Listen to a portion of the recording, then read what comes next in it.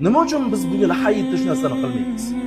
Nima uchun ahliyamizga o'sha kunda qiladigan bayramni biz bugun hayitda qilib bermaymiz?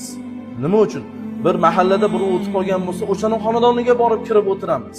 Yo'q birodar, boring ahlingizga, oilangizni yo safarga olib chiqing. yoki uyda chiroyli mehmon qilib beraylik. Ahliyamiz, ayollarimiz biz uchun bir oy davomida xizmatimizni ham qildi, saharligimizni ham tayyorladi, iftorligimizni ham tayyorladi. Ustiga ustik, nastroyeniz bo'lmagan paytda so'kishingizni ham eshitdi. Urganlar bo'lsa Alloh saqlasin bunday holatda. Hamma amalda eshitdi bechoralar. Bir kun ayollarimizni bugun holi qo'yaylik. Bugun uyda bayram qilib beraylik. Ertasiga ota-onasining uyiga olib boring.